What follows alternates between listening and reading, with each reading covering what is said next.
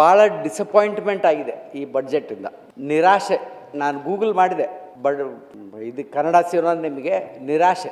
ಈ ಬಡ್ಜೆಟಿಂದ ಭಾಳ ನಿರಾಶೆ ಆಗಿದ್ದೀನಿ ಈ ಬಡ್ಜೆಟ್ ನೋಡ್ಕೊಂಡು. ನಾನು ನಂದು ಮೇನ್ ಟಾಪಿಕ್ ಇರೋದು ಬೇರೆ ಸಭಾಪತಿಯವರೇ, ಅಬೌಟ್ ಡಿಫ್ರೆಂಟ್ಲಿ ಏಬಲ್ಡ್. ಬಟ್ ನಾನು ಬಡ್ಜೆಟಲ್ಲಿ ಫುಲ್ ಓದಿದೆ ಈ ಸರಿ. ಬಡ್ಜೆಟಲ್ಲಿ ಬಳ್ಳಾರಿ ಮತ್ತು ವಿಜಯನಗರಿಗೆ ಎಲ್ಲಿ ಮೆನ್ಷನ್ನೇ ಆಗಿಲ್ಲ. ನಮಗೆ ಏನು ಒಂದು ಅನುದಾನ ಇಲ್ಲ, ಏನಿಲ್ಲ.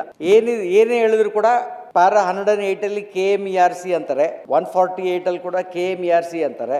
ಆಮೇಲೆ KKRDB ಗ್ರಾಂಟ್ ಅಂತಾರೆ.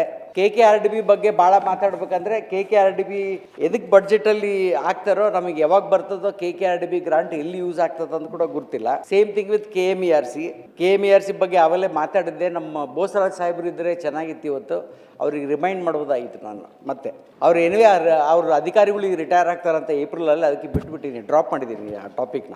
ಎಲ್ಲದಕ್ಕೆ ಬೇರೆ KKRDB ಮತ್ತು KMERC ಎರಡು KKRDB KMERC ಎರಡೇ.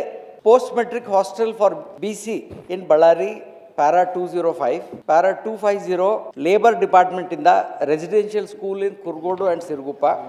ಆಮೇಲೆ ಪ್ಲಾನೆಟೋರಿಯಂ ಅಂತ ಕೊಟ್ಟಿದ್ದಾರೆ. ಪ್ಲಾನೆಟೋರಿಯಂ ಏನು 1 ಕೋಟಿಗೆ ಬರ್ತದೋ ಇಲ್ಲ ಅದರಲ್ಲಿ. ಆಮೇಲೆ ಇಂಡಸ್ಟ್ರಿಯಲ್ ಎಸ್ಟೇಟ್ ಇನ್ ಕಂಪ್ಲಿ ಥ್ರೂ KSSIDC. ಅದು ಬಿಟ್ಟು ಇನ್ನು ಯಾವುದಿಲ್ಲ ಸಭಾಪತಿಯವರೇ. ಎಲ್ಲ KKRDB ಫಂಡ್ಸು, KMERC ಫಂಡ್ಸು ಎಲ್ಲ ಇದರಲ್ಲೇ. ಈ ಫುಲ್ ಬಡ್ಜೆಟ್ ಬಳ್ಳಾರಿ ವಿಜಯನಗರ ವಿಷಯದಲ್ಲಿ ಈ ಫುಲ್ ಬಡ್ಜೆಟ್ ಬುಕ್ಕಲ್ಲಿ ಒಂದು ಮೆನ್ಷನ್ ಇಲ್ಲ.